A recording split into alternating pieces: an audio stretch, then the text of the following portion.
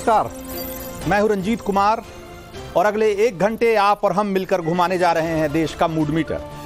तो निकाल लीजिए अपना फोन और ऑन कर लीजिए अपना कैमरा, क्योंकि इस शो में आपके वोट से तय होती है बहस की दिशा।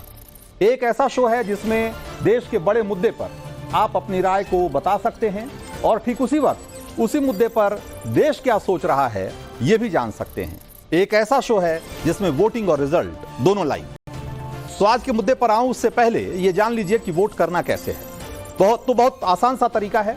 फोन निकालिए, कैमरा ऑन कीजिए और स्क्रीन पर जो आपको QR कोड दिख रहा है उस पर कैमरा फोकस करिए।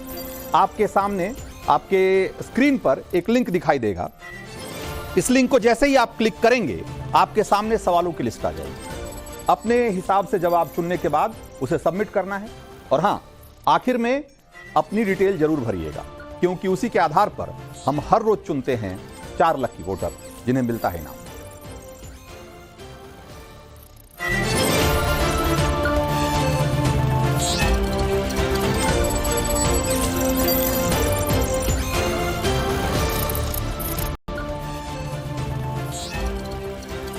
तो QR कोड स्क्रीन पर आ चुका है और आप वोटिंग करना शुरू कर दीजिए और हम आते हैं अब आज के मुद्दे पर। क्या आपको अंदाजा है कि राहुल गांधी ऐसा सोच समझकर करते हैं या भूल चूक से हो जाता है? ऐसा क्यों लगता है कि राहुल गांधी अक्सर ही अपने ही बयानों से सेल्फ गोल कर लेते हैं? इस बार शक्ति से लड़ाई वाला बयान देकर राहुल थोड़ा फंसते नजर आ रहे हैं। राहुल ने कहा कि हिंदू धर्म में एक शक्ति होती है और हम उस शक्ति से लड़ रहे हैं। अब हिंदू धर्म में शक्ति का क्या मतलब है और क्या महत्व है, इसे बताने की जरूरत नहीं है। फिर क्या राहुल गांधी इस बात को नहीं समझते? आप में से बहुत सारे लोग यह भी कह सकते हैं कि राहुल की बातों का गलत मतलब निकाल लिया जाता है, लेकिन यह भी तो सच है ना कि राहुल बीजेपी को ऐसे मौके बार बार देते रहते। इससे पहले भी इस तरह के बयानों की एक लंबी फहरिस्त है, जब राहुल के बयान ने बीजेपी को बैठे बिठाए मुद्दा दे दिया। इस बार भी पीएम मोदी मौके से चूके नहीं। एक बार सुनिए पीएम मोदी और राहुल गांधी ने आज क्या क्या कहा, उसके बाद कहानी को आगे बढ़ाते हैं। हिंदू धर्म में शक्ति शब्द होता है। हम शक्ति से लड़ रहे हैं, एक शक्ति से लड़ रहे हैं। अब सवाल उठता है वो शक्ति क्या है? जैसे किसी ने यहां कहा राजा की आत्मा ईवीएम में है। सही है, सही है। राजा की आत्मा। तो राहुल के बयान ही नहीं, कई बार सवाल भी आम आदमी को की समझ से परे होते हैं। जैसे राहुल ने फिर से ईवीएम का मुद्दा भी उठा दिया। उसी ईवीएम से हिमाचल, तेलंगाना और कर्नाटक में कांग्रेस की सरकार बन चुकी है। फिर भी राहुल को लगता है कि मोदी ईवीएम हैक करवाकर चुनाव जीत जाते हैं। क्या वाकई इस सवाल का कोई मतलब है? आप क्या सोचते हैं इन मुद्दों पर? आज देश के मूड मीटर में पता लगेगा जब आप बड़ी संख्या में इसी से जुड़े सवालों पर वोट करेंगे। और आज के सवाल आपके सामने हैं। इन सवालों का एक बार रुख कर लेते हैं, उसके बाद घुमाते हैं देश का मूड मीटर और उसके बाद शुरू करते हैं आज की बहस। तो आज का पहला सवाल है कि राहुल गांधी क्या अक्सर अपने बयानों से सेल्फ गोल कर लेते हैं? और इसका ऑप्शन है राहुल के बयान से कांग्रेस को नुकसान होता है, option A. Option B, Congress के मुद्दों पर बोलते हैं राहुल और देश के मुद्दों पर बोलते हैं राहुल, ऑप्शन बी। और ऑप्शन सी, राहुल को सोच समझकर बोलना चाहिए। सवाल नंबर 2, शक्ति पर निशाना साधकर राहुल क्या लड़ाई की शुरुआत में ही फंस गए हैं? ऑप्शन ए है हां, इससे मोदी को फायदा होगा। ऑप्शन बी है नहीं, मोदी की शक्ति, राहुल मोदी की शक्ति की बात कर रहे थे। और ऑप्शन सी है भाव सही थे लेकिन शब्द गलत। सवाल नंबर 3, ईवीएम पर सवाल उठाकर राहुल क्या अपनी नाकामी छुपा रहे हैं? और ऑप्शन है हां, हार से पहले ईवीएम का बहाना बना रहे हैं राहुल। ऑप्शन बी है नहीं, ईवीएम विश्वसनीय है, उस पर विश्वास किया जा सकता है। और सी है कि ईवीएम कोई मुद्दा ही नहीं। अब चौथा सवाल देख लेते हैं। चौथा सवाल है कि राहुल की न्याय यात्रा से अखिलेश केजरीवाल की दूरी क्या कहती है? ऑप्शन ए है मजबूरी का है इंडी गठबंधन, ऑप्शन बी है चुनाव से पहले नतीजों का अंदाजा, और ऑप्शन सी है जरूरी काम की वजह से नहीं गए दोनों नेता। और ये पांचवा और आखिरी सवाल है कि चुनावी बिगुल बजने के बाद मोदी कितने सीटों पर जीतते दिख रहे हैं। ऑप्शन ए है 300 से कम, ऑप्शन बी है 325 से ज्यादा, ऑप्शन सी है 370 प्लस, और ऑप्शन डी है 400 के पार। अब जरा एक बार मोदी और राहुल का वो वाला बयान सुन लेते हैं जिसको लेकर के आज पूरे दिन बखेड़ा होता रहा। जरा सुनिए। हिंदू धर्म में शक्ति शब्द होता है। हम शक्ति से लड़ रहे हैं, एक शक्ति से लड़ रहे हैं। अब सवाल उठता है वो शक्ति क्या है। जैसे किसी ने यहां कहा राजा की आत्मा ईवीएम में है। सही है, सही है। राजा की आत्मा ईवीएम में है, हिंदुस्तान की हर संस्था में है, ईडी में है, सीबीआई में है, इनकम टैक्स डिपार्टमेंट में है। और जिन्होंने कल शिवाजी पार्क में इंडिया अलायंस ने अपना घोषणा पत्र शक्ति को खत्म करने के लिए किया है, मैं इस चुनौती को स्वीकार करता हूं और मैं इन शक्ति स्वरूपा माताओं बहनों की रक्षा के लिए जान की बाजी लगा दूंगा, जीवन खपा दूंगा। क्या भारत की धरती पर कोई शक्ति के विनाश की बात कर सकता है क्या? क्या शक्ति का विनाश हमें मंजूर है? तो शक्ति विनाशक और शक्ति साधक के बीच की लड़ाई आपने देख ली, और अब ये लड़ाई यही नहीं थमने वाली है। जाहिर सी बात है कि चुनाव का समय है, इसलिए लड़ाई अभी आगे और बढ़ेगी, इसमें कोई दो मत नहीं है। ये लड़ाई किस तरफ जाएगी, राहुल को इसका कितना नुकसान होगा, बीजेपी को इसका कितना फायदा होगा, ऐसे तमाम सवाल हैं। राहुल के बयानों से उठने वाले सवालों की एक लंबी फहरिस्त है, जिनको सीधे लेकर हम अब चलते हैं अपने गेस्ट के पास, अपने मेहमान के पास। हमारे साथ आज 4 मेहमान जुड़े हुए हैं। शिवम त्यागी हैं, प्रवक्ता बीजेपी के हैं, और सूर्या मैथिल राजनीतिक विश्लेषक के तौर पे हमारे साथ हैं। रोशनी जायसवाल हैं, कांग्रेस के नेता हैं, और दीपक रंजन हैं हमारे साथ, एसपी के प्रवक्ता हैं, समाजवादी पार्टी के प्रवक्ता हैं। रोशनी जायसवाल, पूछने वाले लोग पूछ रहे हैं, ये जानना चाह रहे हैं कि आखिर राहुल गांधी की प्रॉब्लम क्या है, राहुल गांधी के साथ समस्या क्या है।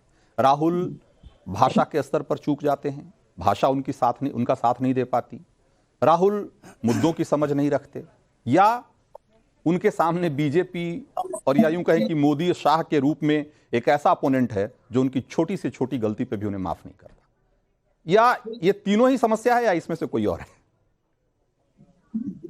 ये तीनों समस्या नहीं है, क्योंकि भारतीय जनता पार्टी ने राहुल जी की इमेज खराब करने के लिए करोड़ों अरबों रुपए खर्चे किए हैं, और जितनी भी कोशिश कर ले हमारे नेता हजारों किलोमीटर का सफर तय करके लोगों के मुद्दों पे संघर्ष कर रहे हैं, चाहे वो बेरोजगारी हो, चाहे वो भुखमरी हो, चाहे वो गरीबी हो। किसी भी मुद्दे पे आवाज सिर्फ और सिर्फ हमारे नेता आदरणीय राहुल गांधी जी ही उठाते हैं। बेरोजगारी का इतना बड़ा मुद्दा है, लेकिन अगर किसी भी भारतीय जनता पार्टी के नेता से बात कर ले बेरोजगारी पे, तो वो जवाब नहीं देना चाहते हैं। वो राम मंदिर की बातें करने लगते हैं, वो विश्वनाथ कॉरिडोर की बातें करने लगते हैं। विकास के नाम पे भारतीय जनता पार्टी का कोई भी नेता बात ही नहीं करना चाहता। और अगर अभी आपने चंडीगढ़ मेयर चुनाव में देखा हो किस तरह से कैसी बात कर रही हैं आप रोशनी जायसवाल? आप कह रहे हैं कि विकास के, भाई प्रधानमंत्री मोदी की कोई ऐसी रैली नहीं होती जिसमें कि ज्यादातर टाइम वो विकास के बारे में बात नहीं कर रहे होते, और आप कहते हैं कि भारतीय जनता पार्टी का कोई आदमी विकास पर बात नहीं करना चाहता।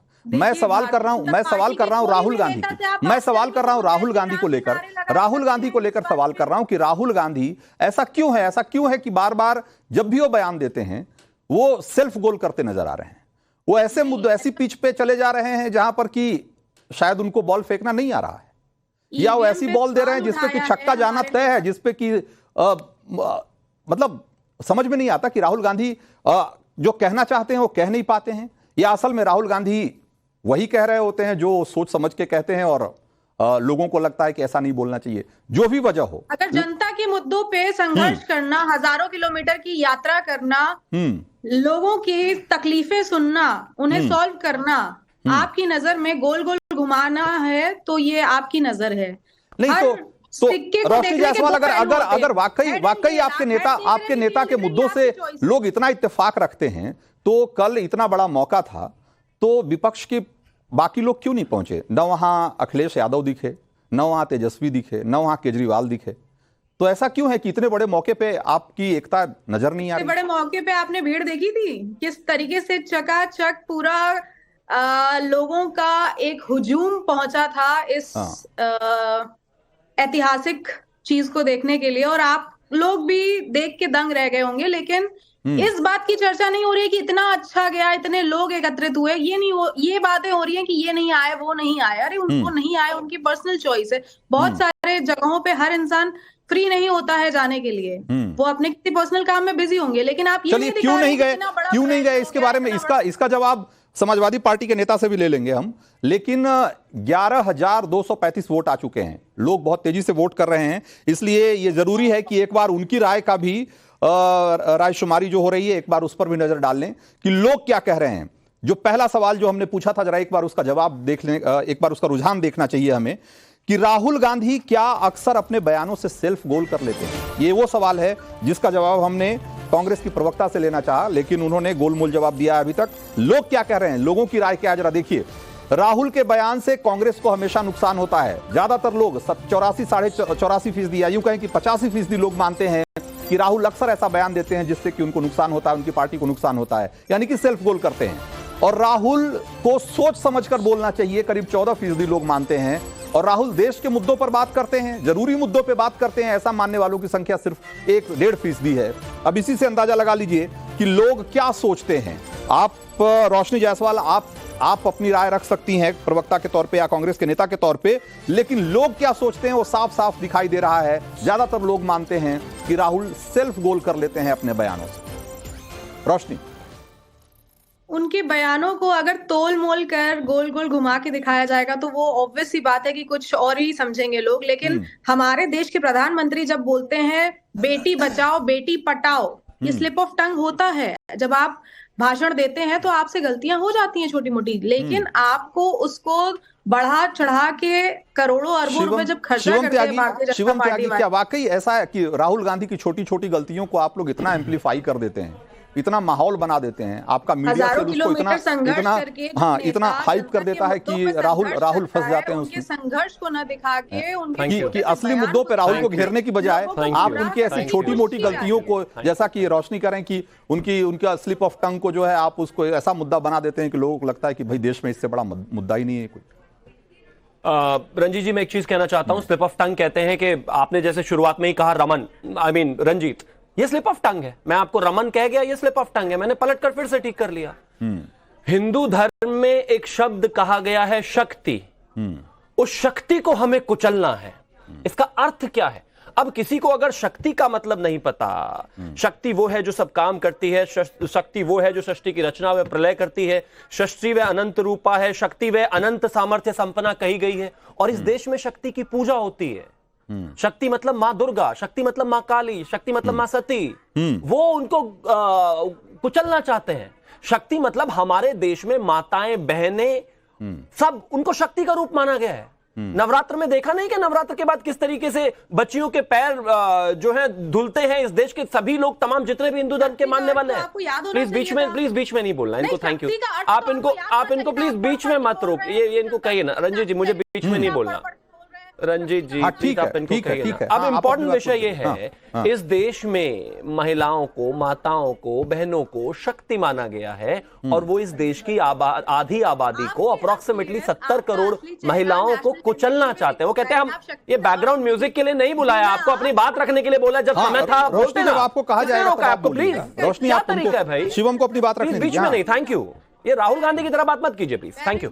अब बड़ा इंपॉर्टेंट विषय यहां पर, आप इनको रोकेंगे प्लीज। अब बड़ा विषय यहां पर यह है कि इस देश में, जिस देश में वुमेन रिजर्वेशन बिल की बात होती है, इस देश में, जिस देश में महिलाओं को आगे बढ़ाने की बात करते हैं आदरणीय प्रधानमंत्री, जिस देश में महिला सशक्तिकरण की बात होती है, वहीं पर एक देश में राहुल गांधी आते हैं और कहते हैं कि मैं शक्ति को कुचलना चाहता हूं, हमारा मिशन शक्ति को कुचलना है।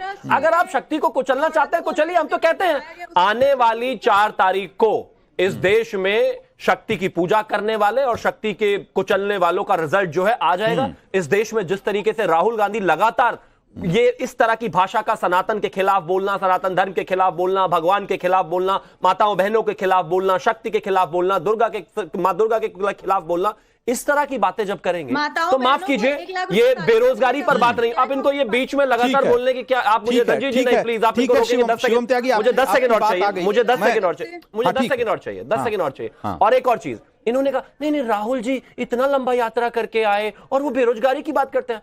शक्ति की यात्रा, शक्ति की बात करने में बेरोजगारी की बात कहां से आई बताइए जरा। शक्ति को कुचलने में बेरोजगारी की कहां विषय उठाया, शक्ति को खत्म करने में कहां बेरोजगारी का विषय उठाया। बेरोजगारी पर बात करनी है तो बेरोजगारी पर करिए ना सीधा, ये इधर घुमा घुमा कर उल्टी सीधी बातें करना कि हम तो बेरोजगारी पर बात करना चाहते हैं, करिए ना बेरोजगारी पर बात। देख लिया आप शक्ति के बारे में अपने आप से नहीं बोल पाए। क्या इनका प्रॉब्लम क्या है बीच में लगातार बोलने का? कोई औचित्य नहीं है। अपने नेता की तरह लगातार रैंट करना बंद कीजिए। जब विषय पर बोलने के लिए कहा जाए तो विषय पर बोलने ज्यादा बेहतर है। तो विषय बहुत साफ है। आदरणीय प्रधानमंत्री जी ने आज साफ कहा है कि मां शक्ति के लिए, इस देश की बहन बेटियों के लिए अगर मुझे अपनी जान भी देनी पड़े तो मैं तैयार हूं, इस चैलेंज को लेने के लिए तैयार हूं। राहुल गांधी स्वीकार करें और आगे हैं। जिस तरीके का उनका यह भाषण रहा है, मैं एक चीज मानता हूं, उस व्यक्ति के सामने आप चाहे कितने भी लोग, कितने भी नेता, कितनी भी भीड़ खड़ा कर दो, वो जब भी बोलेंगे इस देश के खिलाफ, धर्म के खिलाफ, सनातन के खिलाफ और पूरे हिंदुस्तान के खिलाफ ही बोलेंगे। तो बिल्कुल, ये रोशनी, इस बात का जवाब तो आपको देना ही चाहिए कि जब भी ऐसा क्यों होता है कि राहुल गांधी अक्सर बोलते बोलते कुछ ऐसा बोल जाते हैं जिससे लगता है कि वो हिंदू विरोधी हैं, जिससे लगता है कि वो सनातन के विरोधी हैं। ऐसा क्यों लगता है? कभी वो राम की बात करते हैं तो कहते हैं कि भाई राम, जय श्री राम करते रहो और भूखे मरो। भाई भूखे मरने का जय श्री राम से क्या रिश्ता है? लोगों की बेरोजगारी का जय श्री राम से क्या रिश्ता है? करते हैं मुद्दा वो कभी वो कहते हैं कि भाई बेरोजगारी हिंदू धर्म में शक्ति है, उससे कुचलना है, उससे लड़ना है। नहीं, शक्ति को कुचलने की बातें नहीं कही। उन्होंने महिलाओं को 1 लाख रुपए सालाना देने का वादा किया है। कांग्रेस पार्टी की सरकार आती है तो महिलाओं के लिए इतनी बड़ी स्कीम, इतना बड़ा वादा इससे पहले कभी किसी ने नहीं किया है। 1 लाख रुपए सालाना अगर महिला को मिलेगा तो उसके लिए कितने काम आएगा। तो महिलाओं के बारे में सोच के ही उन्होंने ये इतना बड़ा फैसला लिया है ना। भारतीय जनता पार्टी सिर्फ जुमला देने का काम करती है। 15 लाख रुपए अकाउंट में आने के लिए 10 हिंदू साल पहले से धर्म वादा में किया गया, शक्ति का कॉन्सेप्ट है और मुझे हिंदू धर्म, मैं वही बात में कह रहा था, क्या है यही बात, इस सवाल का जवाब देना चाहिए रोशनी की ये हिंदू धर्म में शक्ति है, ये बोलना क्यों जरूरी था? वो कह सकते थे कि भाई सरकार की एक शक्ति है, वो कह सकते थे कि भाई कोई बुरी शक्ति है उससे लड़ना है, वो ये कह सकते थे कि भाई मोदी सरकार की शक्ति है, बहुत बड़ी, बहुत खतरनाक शक्ति है, हमको इससे लड़ना है। हिंदू धर्म में एक शक्ति है और हमको उससे लड़ना है, ये बोलने का क्या मतलब है? मैं इसीलिए पूछ रहा हूं कि अगर उनको भाषा की दिक्कत है, अगर वो भाषा नहीं समझते तो एक अलग सवाल है, अगर वो मुद्दों की समझ नहीं रखते तो भी एक अलग सवाल है, और अगर ये दोनों समझते हैं तो फिर इस तरह की गलतियां क्यों होती है? देखिए, किस सिक्के को आप किस पहलू पे ले रहे हैं, हेड और टेल दोनों होता है। आप सिक्के को इस तरफ देखेंगे तो हेड दिखाई देगा, उस तरफ से देखेंगे तो टेल दिखाई देगा। आप हमें टेल दिखा दीजिए, हेड दिखा दीजिए, अपना वर्जन बता दीजिए। हिंदू धर्म में शक्ति का कॉन्सेप्ट है और हमें उस शक्ति को कुचलना है। सीधा सवाल है, घुमाना फिराना नहीं है भाई, सीधा बताइए ना। रखिए, उसको पढ़ लीजिए अच्छे से कि शक्ति की डेफिनेशन क्या है, उसके बाद में आप जवाब दीजिए ना, सीधा इधर उधर मत जाइए। शक्ति को कुचलना है, इधर उधर। मैं आपसे पहले यही प्रॉब्लम है, जैसे नेता वैसे प्रवक्ता। अब जरा एक दूसरे सवाल का जवाब भी ले लेते हैं, दूसरे सवाल का भी का रुझान देख लेते हैं कि लोग क्या कह रहे हैं इस सवाल के जवाब में कि शक्ति पर निशाना साधकर राहुल क्या लड़ाई की शुरुआत में ही, रण की शुरुआत में ही फंस गए हैं। इस सवाल के जवाब में ज्यादातर लोग क्या कह रहे हैं सुनिए। हां, इससे मोदी को फायदा होगा। बिल्कुल राहुल गांधी फंस गए हैं ऐसा मानने वाले लोग 92% लोग हैं। ज्यादातर लोग ये मानते हैं कि राहुल ने एक तरीके से इससे मोदी को एक एज दे दिया है, उनको फायदा होगा। नहीं, मोदी शक्ति की बात कर रहे थे राहुल, ऐसा मानने वाले लोग सिर्फ 3% हैं और 5% लोग ऐसे हैं जो राहुल की मासूमियत को समझ रहे हैं, जैसा रोशनी कह रही हैं कि भाव समझिए, शब्दों पर मत जाइए, तो भाव सही थे लेकिन शब्द गलत थे, ऐसा मानने वाले लोग सिर्फ 5% है। लेकिन 5% से या 5% लोगों से राहुल का काम कम से कम इस चुनाव में तो नहीं चलने वाला है, ये बात तो तय है। अब सवाल यह है कि अगर राहुल इस तरह से सेल्फ गोल करते रहेंगे तो इस चुनाव का नतीजा क्या होगा। इन सारे सवालों पर भी हम बात करेंगे और इस जो सवाल हमने किया है उस पर आप क्या सोचते हैं वो भी हम समझने की कोशिश करेंगे। लेकिन एक बार जरा दीपक रंजन के पास चलते हैं, जो कि समाजवादी पार्टी के प्रवक्ता हैं। दीपक रंजन, इतना बड़ा मौका था, पहले तो कहा गया कि अखिलेश यादव की तबीयत नासाज है, अच्छी तबीयत नहीं है इसलिए नहीं जा पाए। फिर बाकायदा स्टेटमेंट आ गया कि वो चुनाव के काम में बिजी हैं। भाई, इससे बड़ा मौका और क्या हो सकता था चुनावी एकता दिखाने का, ये दिखाने का कि भाई विपक्ष इतना गोलबंद है, इतनी ताकत के साथ मोदी के सामने खड़ा है कि एकदम इस बार धूल चटा देगा, या पता नहीं क्या भी कह सकते थे आप। लेकिन आप तो वो मौका चूक गए, अखिलेश वहां पहुंचे ही नहीं। देखिए रंजीत जी, हाँ रंजीत जी, अभी आपने तेजस्वी यादव जी का भी नाम लिया कि तेजस्वी यादव जी भी इस मीटिंग में माफ करिएगा, तेजस्वी यादव पहुंचे थे, शायद आपने देखा नहीं होगा या आपने हाँ तो ये सारी चीजें मैं तो अखिलेश की बात कर रहा हूं। दर्शक मैं अखिलेश यादव की बात गुमराह करेंगे, इस तरीके से बताएंगे। मैं अखिलेश यादव की बात कर रहा हूं। अरे देखिए, जो चीज है पहले अगर अरे रंजीत जी, अगर आपने कुछ गलत बोला तो क्या मैं आपको सही भी नहीं कर सकता? मैंने कहा तो कि मैंने, क्योंकि आपका उतना होता देख करके बहुत से दर्शक निकल गए, उसका क्या मतलब है?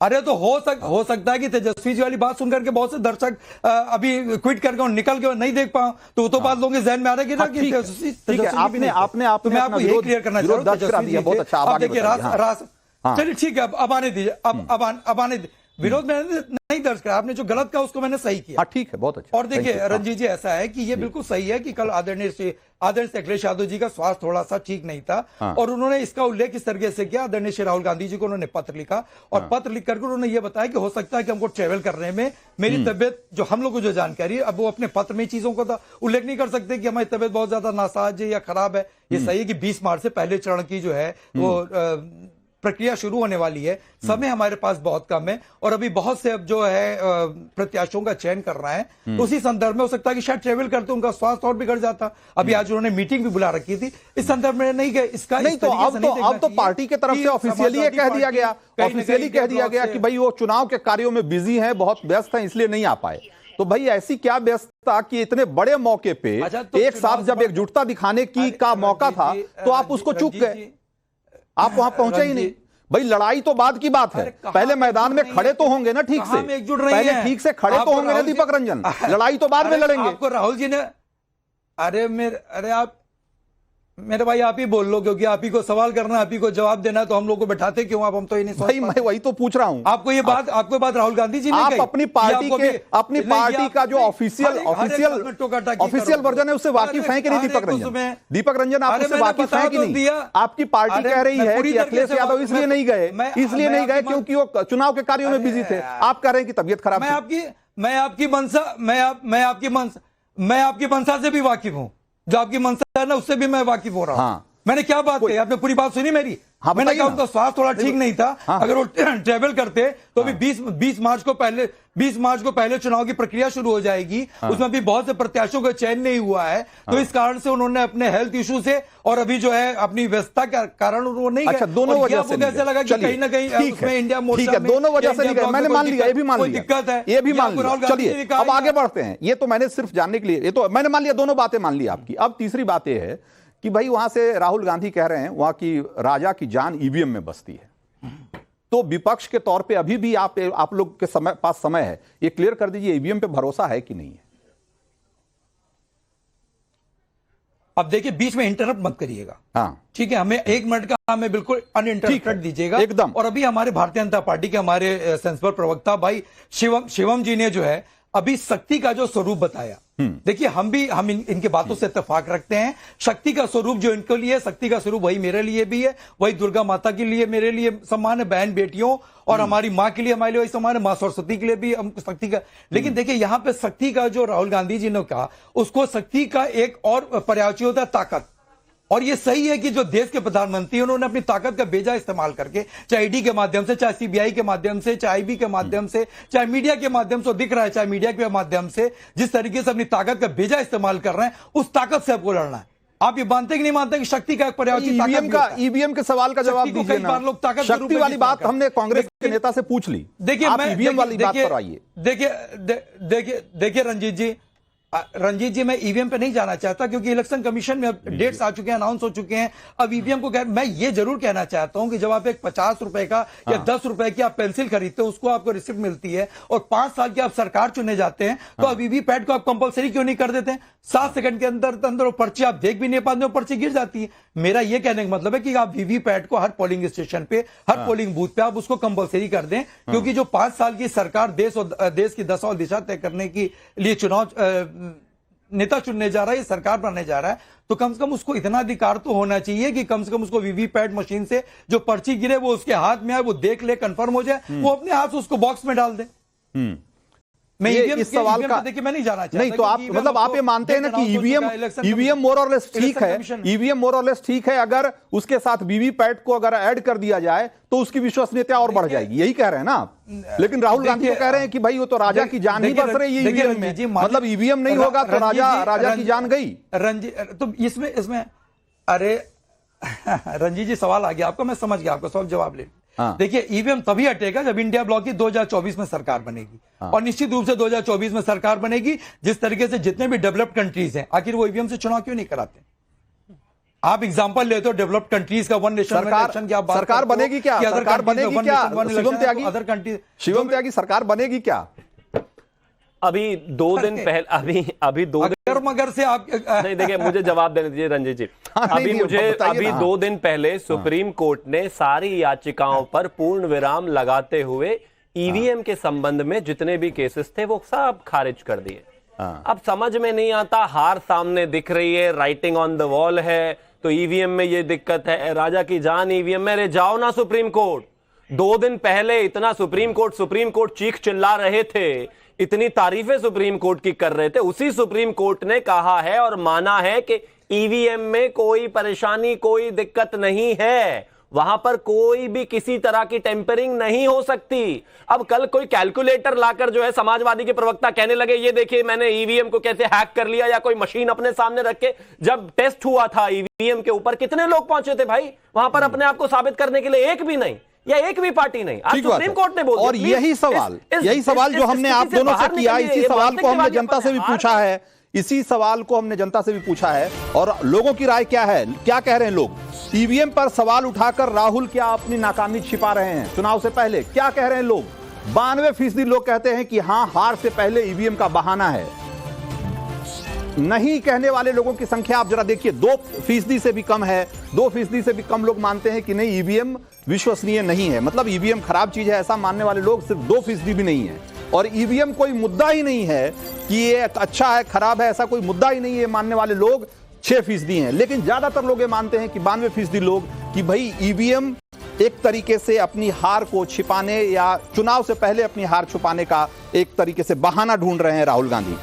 और इसी के साथ जरा चौथे सवाल का भी हम लोग रुझान देख लेते हैं। चौथा सवाल हमने पूछा था कि राहुल की न्याय यात्रा से अखिलेश और केजरीवाल की दूरी क्या कहती है। इसका जवाब में क्या कह रहे हैं लोग? 76% लोग कह रहे हैं, 77% लोग की मजबूरी का है इंडी गठबंधन। इंडी गठबंधन असल में नेचुरल अलायंस नहीं है और ये मजबूरी में बनाया गठबंधन है, इसीलिए इस तरह की तस्वीरें आती है, कभी कोई नहीं जाता कभी कोई नहीं जाता है। और चुनाव से पहले नतीजों का अंदाजा लग गया है, इसीलिए भी दूरी बना रहे हैं, ऐसा मानने वाले लोग करीब 21.5% हैं। और जरूरी काम की वजह से नहीं गए होंगे जैसा कि अखिलेश यादव या उनकी पार्टी कह रही है, ऐसा मानने वाले लोग सिर्फ 2% हैं जो ये मानते हैं कि जरूरी काम की वजह से उस कार्यक्रम में नहीं जा पाए अखिलेश या उनकी पार्टी के उनके सहयोगी।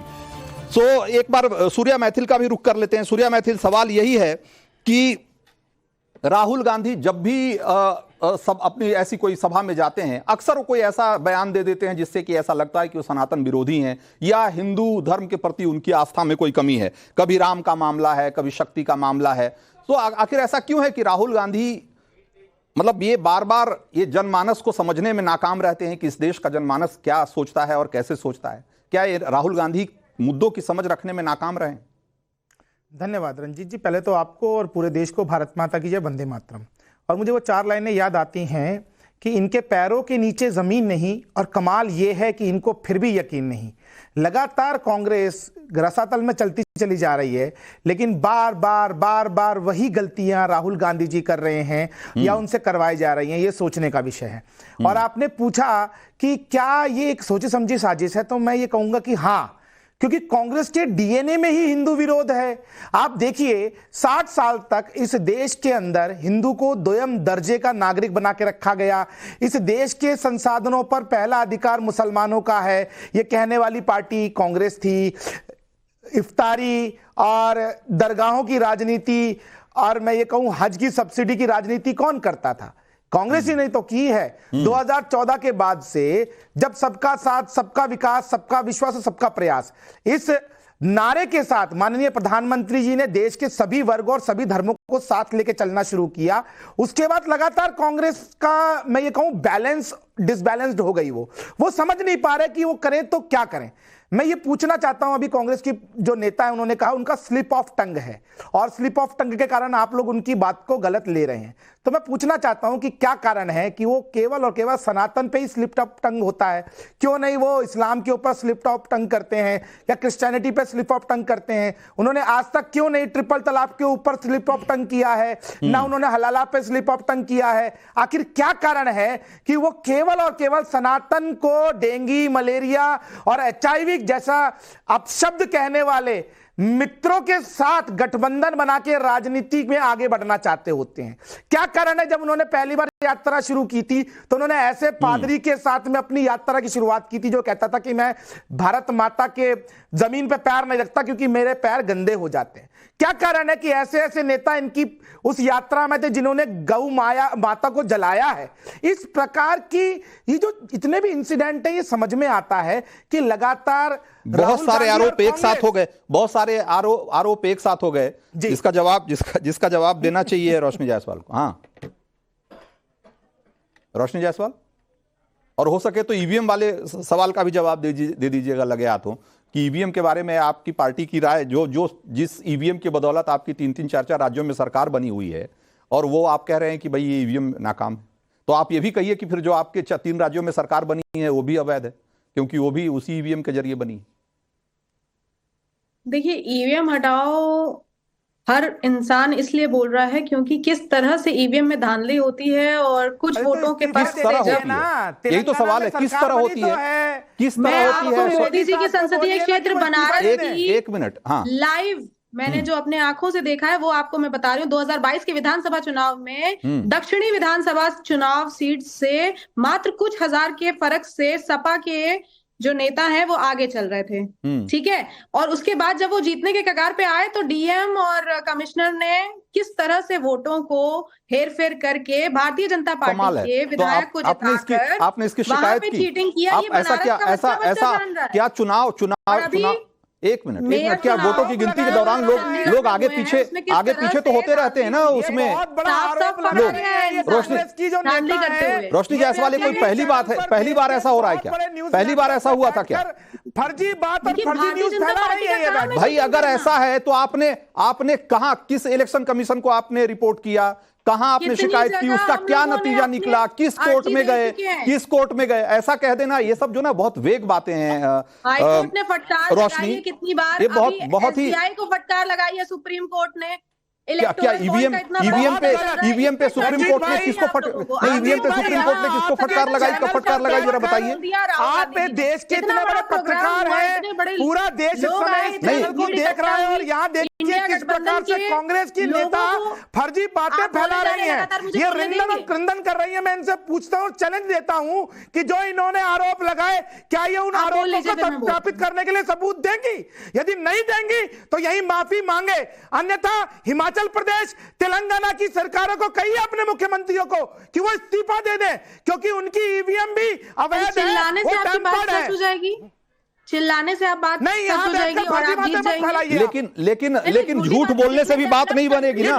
झूठ बोलने से भी तो बात नहीं बनेगी, गलत बयानी करने से भी बात नहीं बनेगी ना। कीजिए यहाँ पर आप रोशनी गलत बयानी करके भी बात नहीं बननी। वो लोग डेवलप ये कंट्रीज के पप्पूगिरी अंदर और पिंकीगिरी मत कीजिए यहाँ पर बैठकर। निगरानी में भी नहीं आते रोशनी, यहाँ पर या तो आरोप मत लगाओ, आरोप लगाने हैं तो सबूत भी दो। ये पप्पू की तरह नहीं कंट्रीज में कुछ भी बोल दोगे और फिर भाग जाओगे। ये बात नहीं पता है क्या आपको?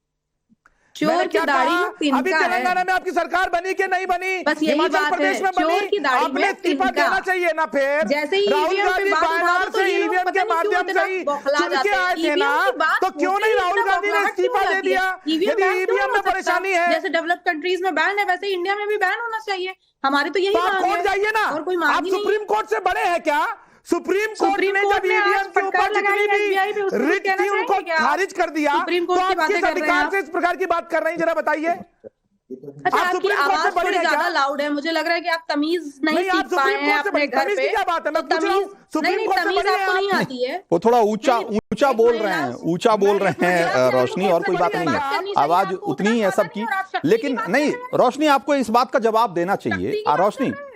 बहुत सीरियस नोट में महिला बोल रहा से हूं, किस तरह आपको इस बात का जवाब देना चाहिए कि आपने जो ईवीएम के बारे में कहा, क्या सुप्रीम कोर्ट ने कब कहा कि ये ईवीएम खराब है और ईवीएम नहीं, मैं एंकर विश्वसनीय महोदय चीज आपसे नहीं है? पूछना चाहूंगी, रंजीत कुमार जी, आपने बोला है कि इन्होंने तेज आवाज में जिस तरीके से बात की है वो सही नहीं है। आपकी बात मैं यहाँ समझ रही हूँ, बहन जी, victim लेकिन card इनको मत कहिए खेलिए। कि आप अपने घर मैं से पहले आपसे तमीज इतना से सीख पूछ के रहा आए, हूँ, उसके जो बाद आरोप शक्ति की आपने बातें लगाए, करेंगे। आपके पास सबूत नहीं, है तो तमीज- सबूतों को ठीक है, लेकर तमीज वाली बात- अन्यथा माफी हाँ। मांगिए यहाँ पर बैठकर आप। फिर हाँ आप रोशनी, आपने पहले जो कहा इस बात को आपको नहीं, नहीं, जस्टिफाई आप करना ये चाहिए झूठ कि बोल आपने रही जो हैं कहा इसके सामने। इसका आधार क्या है? कि आप बताइए आधार क्योंकि क्या है आप आपके ऐसे पास? गुमराह नहीं कर सकते ना बताइए लोगों को। पहले आप माफी मांगिए। शक्ति की बातें हो रही है यहाँ पे और महिला इतने पूरे पैनल अरे में मेरी एक बहन, महिला मैं है, महिला आपसे जो पूछ पूरी रहा तरीके हूँ से कि आप चिल्ला मुझे चिल्ला इतना के बताइए। आपने कहा कि ईवीएम में धांधली हुई, डीएम और एसपी ने आकर मैं वहां अपनी पर बात फेरबदल रखूंगी ना, कर दिया, आपकी बात जालसाजी कर दी। आपके पास अब क्या हाँ। आधार है इन आरोपों का? शिवम आप जरा त्यागी भी, बताइए। शिवम त्यागी कुछ कहना चाह रहे हैं। हाँ शिवम, आप भी अपनी बात रखिए इसमें। देखिए, मैं एक ही चीज कहना चाहता हूं कि एक एवरेज कांग्रेसी को समझाने से बेहतर है कि कोई जो बच्चा फर्स्ट में पढ़ता हो आप उसको समझा लें, और एक एवरेज कांग्रेसी को किसी चीज का मतलब बताने से बेहतर है कि आप किसी फर्स्ट के बच्चे को मैथ्स नहीं, पढ़ा आप लें, वो बेहतर पढ़- समझ यहाँ पे जाएगा। debate- अभी महिला कर महिला कार्ड खेल रही थी, अब आपको समझ में नहीं आ रहा है कि बीच में नहीं बोलना है? अब आपको समझ में नहीं आ रहा है कि बीच में नहीं बोलना है? रंजीत जी, इनको बंद कराइए प्लीज, चुप कराइए आप इनको। अब इनको समझ में नहीं आ रहा है कैसे बात करनी होती है। एक पैनल पर बैठकर बात करने की ठीक है, तमीज नहीं है तो ठीक है। फिर इसमें क्या? ठीक है, मर्यादा रखनी चाहिए बातचीत में मर्यादा रखनी चाहिए। हाँ, लेकिन आप इनको रोकिए, ये क्या हाँ। तरीका है? दूसरा, ये सूर्य मैथिल की आवाज अगर तेज, आप इनको प्लीज रोकिए ना, प्लीज। मैं नर्सरी तक पढ़े हैं? आप इनको प्लीज रोकिए जरा, ये क्या आगे है? तो और पढ़े दूसरा, नर्सरी के बाद? ये ठीक सूर्य है, मैथिल की रोशनी, आवाज हाँ। इनको तेज इतनी बुरी लग गई। एक महिला को इस देश में शक्ति कहा जाता है, इन्हीं का नेता इन्हीं को बैठकर जो है कहता है कि मैं शक्ति को कुचलना चाहता हूं, यानी कि वो सीधा सीधा उनके जो कार्यकर्ता है महिला उनको कुचलने की बात कर रहा है, वो बुरा नहीं लगा? राहुल गांधी से कहिए कि माफी मांगे, आप भी तो शक्ति हैं, वो आप ही को कुचलने की बात कर रहे हैं आपके नेता। इनको कुछ पता ही नहीं है, कुछ भी बोले जा रही है बैठकर। कृपया करके मैं सिर्फ एक ही चीज कहना चाहता और हूं। अपने बारे दूसरी में बात, चर्चा आप करिए इनको कि प्लीज आपके रोकिए ना। सामने रंजीत जी, क्या है नेशनल ये? टेलीविजन बैकग्राउंड महिला म्यूजिक देने आई है क्या? साथ स्टॉप महिला को रैंटिंग, ये लेकर सोशल मीडिया नहीं है। मैं मैं इस बहस से थोड़ा सा समय निकाल के जरा पांचवें सवाल का रुझान देख लेते हैं। पांचवा सवाल जो हमने पूछा था, जैसा कि हमने आपको बताया कि हमारा पांचवा सवाल था कि चुनावी बिगुल बजने के बाद अब मोदी कितनी सीटों पर जीतते दिखाई दे रहे हैं, और इस शक्ति वाले कांड के बाद क्या बीजेपी की स्थिति दिख रही है, इसके बारे में लोग क्या सोचते हैं, जरा देखिए जरा लोगों की राय। 300 से कम ऐसा मानने वाले लोगों की संख्या 2% से भी कम है। 325 से ज्यादा 7.5% लोग मानते हैं कि 325 सीट से ज्यादा बीजेपी जीतेगी, और 370 से ज्यादा मानने वाले लोगों की संख्या 39% है करीब, और 400 के पार करीब 50% लोग मानते हैं, 51% लोग मानते हैं कि 400 से ज्यादा सीटें जीतेंगी बीजेपी। ये है आम लोगों की राय। जो हमारा चैनल देख रहे हैं इस समय, जो हमारे दर्शक, उसमें से लोगों की राय है, वो कह रहे हैं कि 400 के पार बीजेपी जाएगी।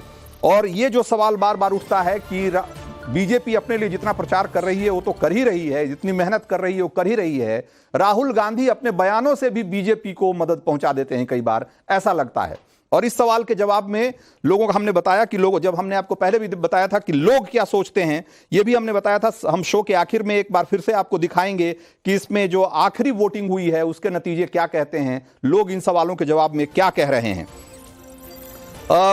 एक बार फिर से दीपक रंजन के पास चलते हैं। दीपक रंजन, ईवीएम वाला सवाल जो है वो अधूरा रह गया था, आपने वीवीपैट की बात कह के खत्म कर दी थी। अब दूसरा सवाल ये है कि राहुल गांधी जिस तरह के मुद्दे अपने पूरे इस यात्रा न्याय यात्रा के दौरान उठाते रहे, क्या उसमें नहीं, उससे आप इत्तेफाक रखते हैं कि जब राहुल गांधी कहते हैं कि ओबीसी की जब बात उठाते हैं तो एक ऐसी पार्टी जिसका प्रधानमंत्री ओबीसी है, जिसके मंत्रिमंडल से लेकर के और सभी स्तर पे ओबीसी की इतनी बड़ी हिस्सेदारी है, इतनी बड़ी भागीदारी है, ऐसे में ओबीसी वाला सवाल उठा करके क्या राहुल गांधी मतलब एक तरीके से कमजोर मुद्दे पे, कमजोर पिच पे नहीं खेलते दिखते आपको? Ranjeet ji, I want to make one request. मैं एक रिक्वेस्ट आपसे करना चाहता हूं कि मेरे रिक्वेस्ट पे आप एक सवाल उसमें ऐड कर दीजिए कि क्या वीवीपैट मशीन जो है पूरे हिंदुस्तान में सारे बूथ पे, सारे पोलिंग स्टेशन पे कंपलसरी होना चाहिए या नहीं होना चाहिए? ठीक है, मैं अगला पोल जो लूंगा उसमें जरूर ऐड करूंगा। वीवीपैट, हाँ जी। अच्छा, अभी हमारे मैथ्यू भाई जो है पॉलिटिकल एनालिस्ट हैं और मैं इनकी किसी टिप्पणी पे मैं टिप्पणी नहीं करना चाहता। इन्होंने सबकी बातें बताई कि किसने धर्म को लेकर के क्या कहा, किसने क्या नहीं कहा, लेकिन आज वर्तमान के राज्यसभा सदस्य और उस टाइम उत्तर प्रदेश के डिप्टी सीएम आदरणीय श्री दिनेश शर्मा जी ने सीता माँ को क्या कहा था, टेस्ट ट्यूब पे कहा था कि नहीं कहा था? आज नरेश अग्रवाल जी जिनके बेटे जो है आज की तारीख में उत्तर प्रदेश सरकार में मंत्री हैं, उन्होंने सदन में कैसी भाषा का इस्तेमाल किया था? हमने तो उनको निकाल करके पार्टी से बाहर कर दिया। भारतीय जनता पार्टी की ऐसी क्या मजबूरी है? आदरणीय ओम प्रकाश राजभर जी ने क्या क्या नहीं कहा था?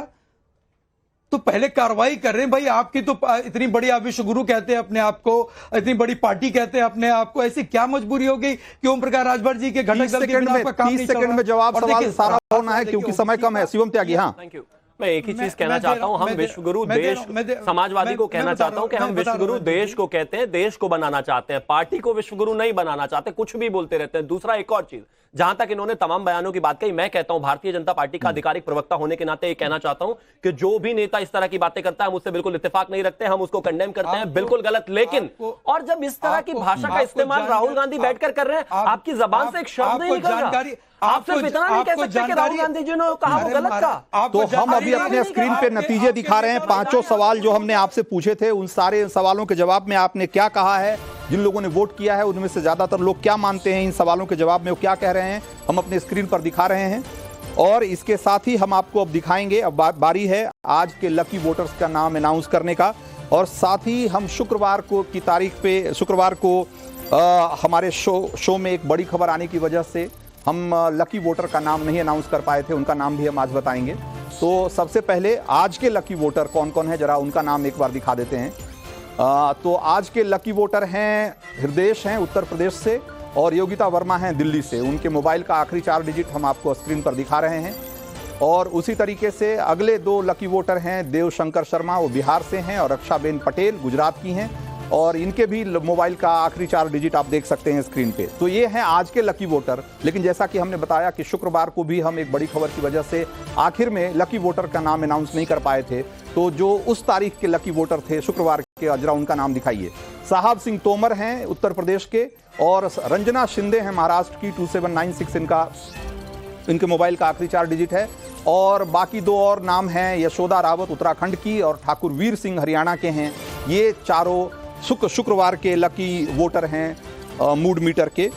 तो आप बड़ी संख्या में इस कार्यक्रम से जुड़ते हैं और वोट करते हैं। आप ये सिलसिला बनाए रखिए, क्योंकि आपके वोटिंग के जरिए, आपकी राय के जरिए इस पूरे बहस को एक दिशा मिलती है, और हम चाहते हैं कि इस सिलसिले को आप इसी तरीके से बनाए रखिए। आज के मूड मीटर में इतना ही।